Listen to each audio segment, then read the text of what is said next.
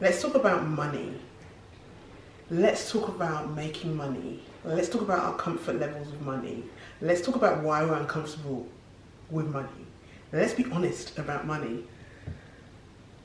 I wanted to spend some time just sitting with this and just talking with you about money. I've always had a complicated relationship with money. When I was growing up, we didn't have much, and I'm sure a few of you share the same experiences, but that shaped how I work with money, how I operate around money. That shaped how I view money, and there is such a thing as kind of money trauma, financial trauma. Trauma might be a strong word, but it just, you know, when you've come from lack, or a position of lack, or less than society believes that you should have, in a society which operates around having, right? So having this thing called money. So being in the UK, we don't necessarily have safe spaces for communities like myself unless we create those communities. So from being from a Nigerian diasporan community, we created safe spaces, hall parties, gatherings where we felt at ease, where it wasn't just about the money, it was community. People brought, you know, things that we could all share to eat, unless that one auntie kept it under the table. But that's another story, and not all of you are going to understand that story, so I'm not going to go into it. But coming from a place of lack meant that you were always watching your back, like you're always watching every penny, you're always looking over your shoulder, you're always watching, because you have to scrimp and save, you have to make sure that everything lasts longer. And then when you get to a place of social mobility, when you start to make money, whether it's in your work or whether it's in business, it really shifts things and changes things. So some people, they might overspend, for example. Other people, like myself, I'm being very honest in this video, I might have oversaved. It's going to sound a bit silly. How do you oversave? You can oversave, because what I mean by oversaving is you're constantly thinking of ways to make sure that your money is safe somewhere. You're not going to lose that money, because you never want to go back to how things were before. But what that also does is it means you cannot enjoy that money, right? And when I say you enjoy that money, like, there's so many things you can do with money. It's not even about like buying things to keep. It's literally about the enjoyment of life. And for a long period of time, I struggled, not only with the enjoyment of money, but also with like making sure I charged the right amount. Oh my God, man, that might be for another story. That might be for another video. But when I look back on how I undersold myself, or how I underpriced myself, like in the early years, my gosh, like just want to you don't want to resort to physical violence ever, but don't condone violence. But my goodness, if I could just slap Formula 1 kit, yeah, even thinking back at it now, I'm like, yeah, wow, boy, that wasn't good, that wasn't cute. You know, I struggled with how I charged my fees. I was always thinking of ways to save.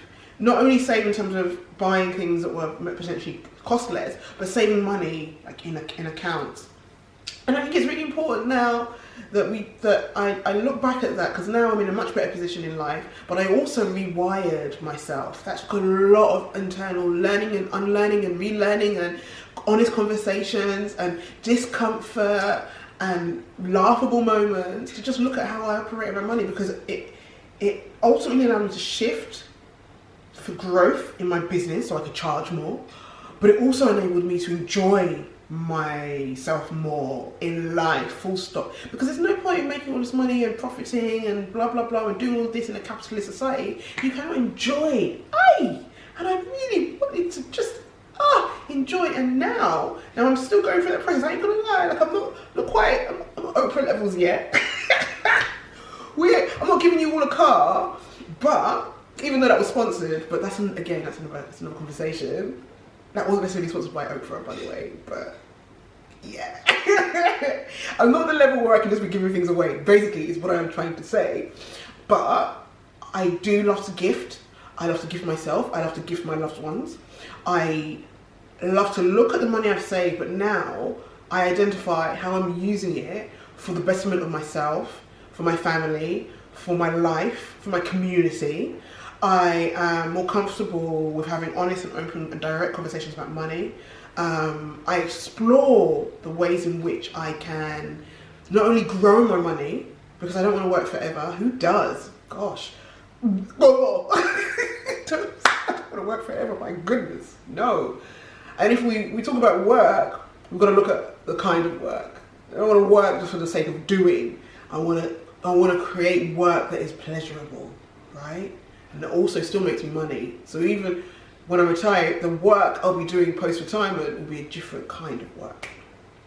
But yeah, I look at how I can grow my money. I look at how I utilize my money, but I also have those honest conversations, those practical and pragmatic conversations in terms of long-term financial stability, whilst also being able to enjoy and flourish. And I think it's really important, especially from those of us from a socio-economic background like myself, who grew up working class and who've made that transition into not being working class anymore, but still having some of those hang-ups, and coming out of those hang-ups. I've been able to really take stock and challenge myself, and like I said, I've rewired the way I view money, and I enjoy it now, and I don't think there's any shame in admitting that. And it's not that, look, at the end of the day, money shouldn't control us. We should control our money, and that's ultimately the aim and the goal. We live in a society and a world that, unfortunately, money does talk. But if you can create a community for yourself and an environment for yourself, or you are in a community that enables you to flourish, regardless of those kind of socio-economic guidelines and class and all of that ickiness, regardless of that, where you can still have a holistic life and do well whilst the money comes in, and all of those things can be paid for. And I know there's different styles of life and structures of life, but if I'm talking practically and pragmatically, if you can create that and you can have that, that's amazing. And that's ultimately the goal. Whilst I'm in this country and I'm not in a tropical island or somewhere just else that's sunny all the time, whilst I'm here in this country where money really does talk, and anybody who's in the UK who knows, you know, and the bills when they land, how that feels, making sure that you've got that financial stability and you can just enjoy your life with your community, your family, and your loved ones, and your friends, and yourself. Me, I like to spend money on myself now. Oh, I like to spend money on myself, on good experiences, nice things, good things. Even as I'm talking to you now, whew, it's good just talking about it. You know, when you have that money and it hits and you can spend it on yourself, you don't just spend it on the bills or the tax. Yeah, you know what I'm saying. So yeah, I want us to have really honest conversations. I want you to sit down after this video and really think about how you view money. Do you believe you're worthy of making more money? How you're making more money? What honest conversations do you need to have about money? I really want you to take some time to think about that. So after this video, write it down, assess, look at your bank account, look at the bank accounts that you potentially could open, talk to a financial advisor. I am not one of those people. Buy a book, buy multiple books, go to the library. You want to save money, go to the library. Borrow a book of money, watch more videos, blogs, do something that will shift, challenge you, and make you look and identify what are the ways in which you can change your view of money and how you can enjoy it, and how you can, you'll stop being ashamed of wanting to make more money, but also be aligned with drawing it in practically and pragmatically. Sorry to the people who kind of believe in just like imagining it. What am I trying to say? What I mean is, the thing, you can believe you're going to make more money, and that is, you can have that belief, but you also have to do. Go to practical. I'm a pragmatic person. So you can believe it, you can see it, but you've got to do it. Do you get it? Because I believe I can make more money, and I can see all of those zeros, but I've got to do some things to make that happen. So I hope you get that, right? So thank you for watching. Make sure you subscribe. Make sure you leave a comment. Make sure you share. And if I've forgotten anything, let me know again in the comments. Take care, everyone. My name is Ronkella Wild. Don't forget that name. Take care. Bye bye.